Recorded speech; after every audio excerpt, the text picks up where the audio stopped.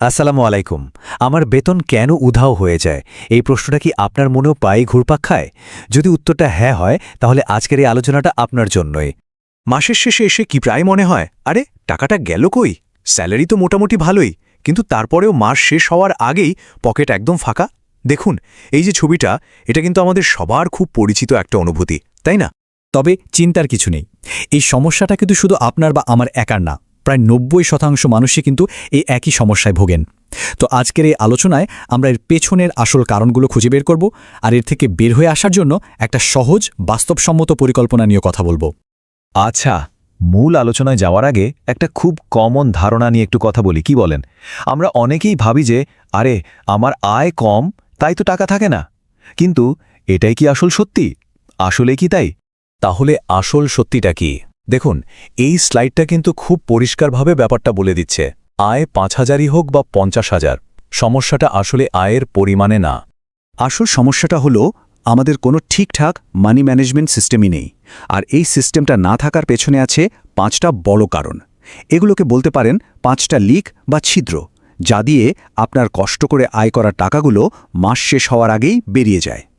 নিজেকে শুধু একটা প্রশ্ন করুন তো, আপনার টাকা ঠিক কোথায় কোথায় খরচ হচ্ছে তার 100% হিসাব কি আপনার কাছে আছে? উত্তর যদি না হয়, তাহলে চলুন সেই ৫টা কারণকেই আজ খুঁজে বের করা যাক। তো যা বলছিলাম, আমাদের ওয়ালেট খালি হয়ে যাওয়ার পেছনে মূলত এই ৫টি আর্থিক ছিদ্রই দায়ী। চলুন তাহলে এক এক করে কারণগুলো দেখি। প্রথম এবং সবচেয়ে বড় কারণটা হলো কোনো বাজেট না থাকা। মানে বাজেট ছাড়া খরচ করাটা হলো চোখ বেঁধে গাড়ি চালানোর মতো একটা ব্যাপার।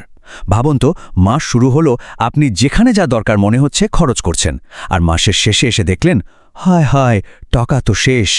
এর সবচেয়ে সহজ সমাধান হলো মাস শুরু হওয়ার আগেই একটা সাধারণ বাজেট করে ফেলা। মানে বাসা ভাড়া, খাবার, যাতায়াত, আর হ্যাঁ, অবশ্যই জমানোর জন্য টাকাটা আগে থেকেই আলাদা করে রাখা। দ্বিতীয় যে বড় ভুলটা আমরা করি, সেটা হলো আমাদের খরচ করার অভ্যাস।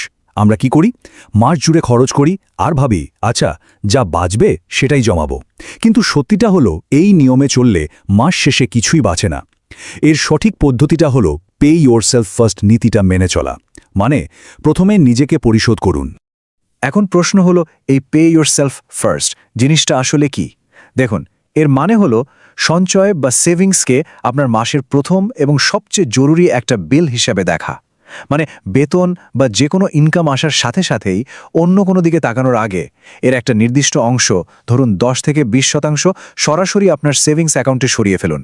তারপর বাকি টাকা দিয়ে পুরো মাসের খরচ চালান। সিম্পল। তৃতীয় কারণটা বেশ মজার কিন্তু মারাত্মক। এটাকে বলা হয় হিডেন এক্সপেন্সেস বা লুকানো খরচ।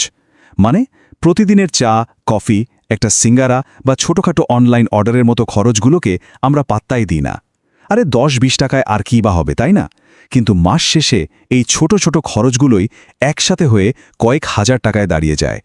বিশ্বাস না হলে একটা কাজ করুন, শুধু ১ সপ্তাহ আপনার প্রত্যেকটা ছোট খরচ একটা খাতায় লিখে রাখুন। আমি গ্যারান্টি দিচ্ছি, আপনি নিজেই অবাক হয়ে যাবেন।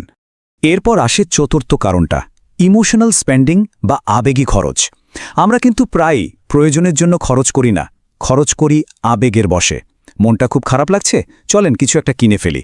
খুব স্ট্রেস লাগছে, আচ্ছা বাইরে গিয়ে কিছু খেয়ে আসি।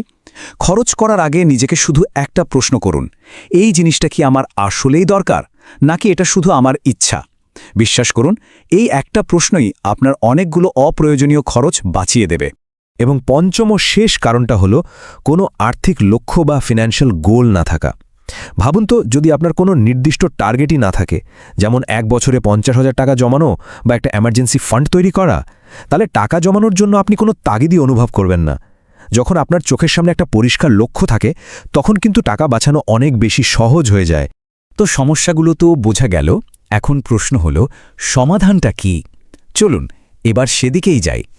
আর একটা কথা মনে রাখতে হবে, বড় পরিবর্তনের জন্য সবসময় কিন্তু বিশাল কোনো পদক্ষেপের দরকার হয় না, বরং ছোট ছোট ধারাবাহিক চেষ্টায় কিন্তু দিন শেষে একটা বিশাল ফলাফল নিয়ে আসতে পারে। এই স্লাইডে একটা বাস্তব উদাহরণ দেখুন। ধরুন কারো মাসিক আয় মাত্র ৫,০০০ টাকা। সেখান থেকে যদি প্রতি মাসে মাত্র 10% মানে ৫০০ টাকা করে জমানো হয়, তাহলে ১ বছর শেষে সেটা কত হয়? পুরো ৬,০০০ টাকা। আর যদি কিছুই না জমানো হয়, ফলাফলটা কি? একটা বড় শূন্য। পার্থক্যটা কি চোখে পড়ছে? এই ছোট শুরুটাই কিন্তু আসল, এটাই বড় পরিবর্তন নিয়ে আসে। আচ্ছা, এখন আসা যাক সবচেয়ে গুরুত্বপূর্ণ অংশে। চলুন এবার আমরা এমন একটা সহজ আর কার্যকরী অ্যাকশন প্ল্যান দেখে নিই, যা আজ থেকেই শুরু করা সম্ভব। এই যে পরিকল্পনাটা, এটা এমনভাবে ডিজাইন করা হয়েছে যেন যে কেউ খুব সহজে এটা ফলো করতে পারে। আর মজার ব্যাপার হলো, এটা শুরু করলে পরের মাস থেকেই আপনি নিজের আর্থিক অবস্থার মধ্যে একটা ইতিবাচক পরিবর্তন খেয়াল করতে শুরু করবেন। তাহলে পরিকল্পনাটা ঠিক কি? এই যে স্লাইডে দেখানো সহজ 5টা ধাপ। 1. অন্তত 3 দিনের জন্য আপনার প্রতিটা টাকা কোথায় খরচ হচ্ছে সেটা একটা খাতায় বা অ্যাপে লিখে ফেলুন। 2. বাসা ভাড়া, খাবার, যাতায়াতের মতো জরুরি খরচ আর সেভিংস নিয়ে একটা সাধারণ বাজেট বানান। 3.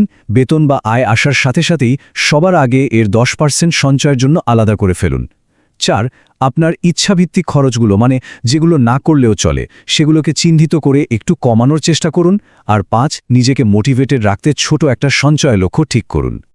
শেষ পর্যন্ত পুরো ব্যাপারটা কিন্তু একটা পছন্দের উপর এসে দাঁড়ায়। দেখুন, ফিনান্সিয়াল ম্যানেজমেন্ট কোনো রকেট সায়েন্স না, এটা হলো একটা সচেতন সিদ্ধান্ত যার প্রভাবটা কিন্তু অনেক দীর্ঘমেয়াদী। এই স্লাইডটা সেই পছন্দটাকেই খুব সুন্দরভাবে তুলে ধরেছে। দেখুন, আমাদের সামনে দুটো পথ।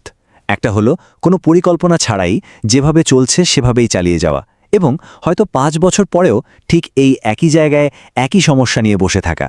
আর অন্য পথটা হলো আজই একটা ছোট পদক্ষেপ নেওয়া এবং নিজের আর্থিক ভবিষ্যৎকে পুরোপুরি বদলে ফেলার একটা সুযোগ তৈরি করা।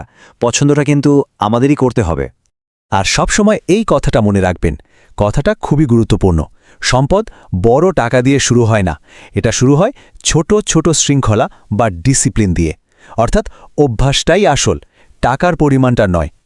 তাই এই আলোচনা শেষে আপনার কাছে আমার একটা প্রশ্ন। এই মাসেই আপনি নিজের জন্য ছোট কোনো সঞ্চয়ের লক্ষ্যটা ঠিক করবেন?